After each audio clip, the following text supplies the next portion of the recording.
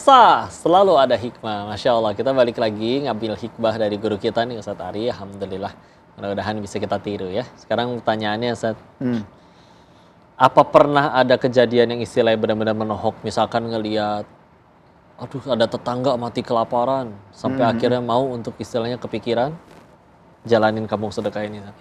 Iya, kalau melihat kelaparan yang sampai dia betul-betul kelaparan meninggal sih enggak kok ya. Tapi ketika kami masuk ke satu kampung, itu yang meresahkan kan sebenarnya orang miskin itu nggak pernah berubah kok datanya. Yang dipakai RT, dipakai RW, dipakai masjid, itu datanya biasanya 5 tahun, 10 tahun, 20 tahun, datanya itu aja kok. Bahkan banyak miskin turunan kok. Iya. Ya kan miskin turunan ya. Iya. Nah ini kan yang miris buat kita. Yang harusnya kita sebagai seorang muslim mentalnya harusnya memberi, ini justru malah begini semua. Gitu. Nah setelah itu begitu kami dalami lagi kok, ternyata di masyarakat itu persoalannya itu kompleks banget. Pendidikan, ekonomi, dan mereka nggak bisa bergantung ke siapa-siapa kok. Gitu. Akhirnya apa? Hari ini bantuan-bantuan yang mohon maaf dari pemerintah dan lain-lain, fakta di lapangan itu kan ternyata banyak salah sasaran. Gitu loh. Jadi akhirnya apa yang tumbuh mental miskin saja. Padahal hari ini gitu ya, kalau sedekah itu dikelola sebaik mungkin, Masya Allah. Nah di perjalanan akhirnya kami dipertemukan memang banyak orang yang kesulitan. Saya mau minta bantuan kemana? Pemerintah saya udah ngajuin beberapa kali untuk misalnya KJP dan lainnya agak sulit gitu ya. Ya sudah akhirnya dengan kampung sedekah masalah kelaparan insya Allah sekarang udah bisa tertangani kok. Kalau masalahnya yang dibikin sendiri, kayak mohon maaf ya, dia kelilit judol, pinjol, apalagi kadang ya di zaman sekarang tantangannya kalau nggak kampung sedekah ini, alhamdulillah kampung sedekah yang biasanya lebih banyak masuk ke kampung-kampung kan biasanya mohon maaf bank keliling. Betul, setuju. Nah kalau misal dia ya udah mau pendatang, tahu-tahu ini kelilit pinjol, kelilit judol, ngarep dari itu, nggak pernah ada yang kayak gitu nggak sih? Banyak kok. Hari ini tuh dimanapun ya, termasuk di Aceh kami bangun itu yang namanya bank keliling tuh luar biasa. Dan nggak ada solusi kok.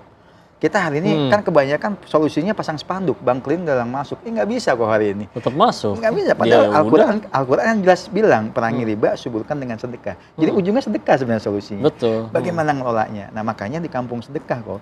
Begitu tahun pertama itu urusan perut, tahun kedua adalah kita bentuk baitul mal. Pinjam 1 juta, kembali 1 juta.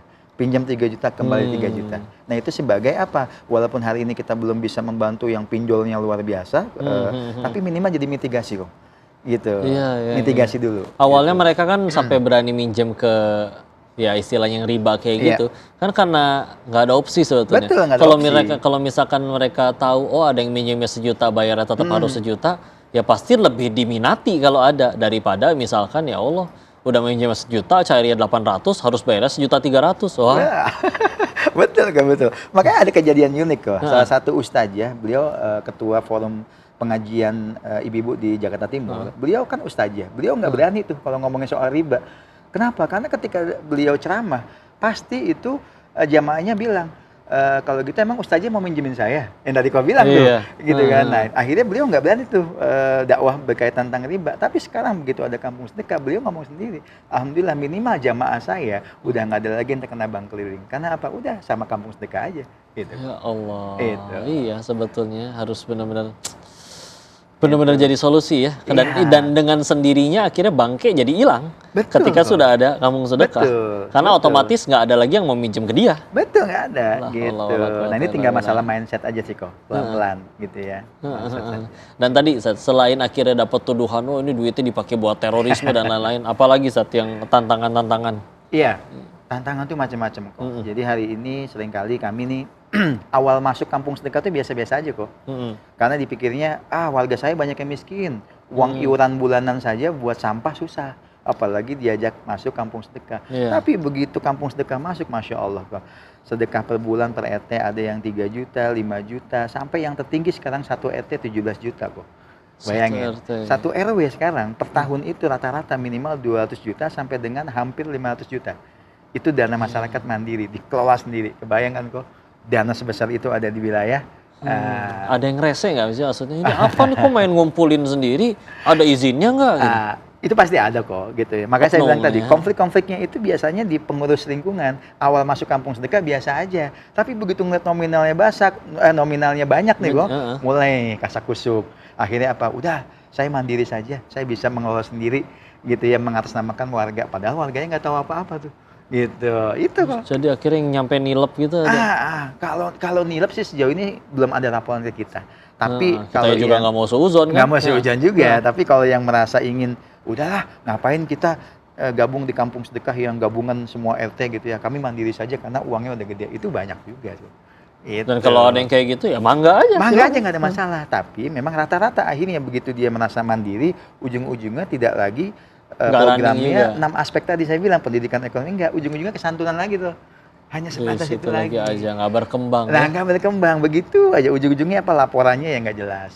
Nah, gitu. Nah, Asatarinya dulu latar belakangnya sendiri, Asarinya, pendidikannya dan yang lain-lain sampai akhirnya ini, ya kan ini ide brilian sebetulnya. Dan brilian pun sebetulnya ini sudah ada dari dulu sebetulnya dari Islam. Kenalan juga nih sama Asarinya, apa? Iya, apa juga ini pernah diajarin dulu oleh keluarga mungkin atau gimana? Iya, secara background keluarga saya bukan keluarga agamis, justru malah keluarga Jawa gitu ya, orang Kejawen gitu. Nah, justru ketika saya titik balik, kenapa akhirnya memilih jalan dakwah ini kan, karena background masa lalu saya itu pertama memang dulu pernah ngerasain jadi anak band. Itu di musik dulu kok. Ini aura keyboardis atau gitarisnya kayaknya masih ada gitu. nih. Lalu hijrahnya justru ke acting dulu, bareng Dude Herlino dulu saya tuh sama teman-teman kan aksana. Cuman akhirnya saya putuskan udahlah, saya tinggalin semua dunia itu, meninggalkan dunia panggung. Qadarullah, Allah ganti panggungnya panggung filantropi nih kok. Masya Allah. Gitu ceritanya kok. Dan sekarang akhirnya udah menyebar manfaatnya. Nah, ini nggak nyangka kalau dulunya pernah ikut di sinetron juga gitu ya, film-film di acting. Dan tadi kalau yang saya ngelihat ini kayak saya pikir ini Yovie and the Nuno bagaimana? Masya Allah. Tapi alhamdulillah benar-benar akhirnya ini harus menyadarkan pemirsa semuanya bahwa ya itulah Islam rahmatan lil alamin itu beneran gitu. Ketika akhirnya ini sudah diterapkan, ya secara otomatis waqul ja'al haqqa wa zahaqal batil. Lihat, hak dulu datang, baru batilnya hilang. Kita bicara tentang pengen ya ngusir riba segala macam, tapi kita nggak pernah datang yang haknya, yang batilnya nggak hilang. Haknya datang, batilnya hilang dengan sendirinya. Betul. Dan Masya Allah, hikmah yang selanjutnya ini akan juga membuat kita tambah terinspirasi nih. Tapi semuanya jangan kemana-mana. Saksikan tetap di segmen selanjutnya, tetap di Sah, selalu ada hikmah.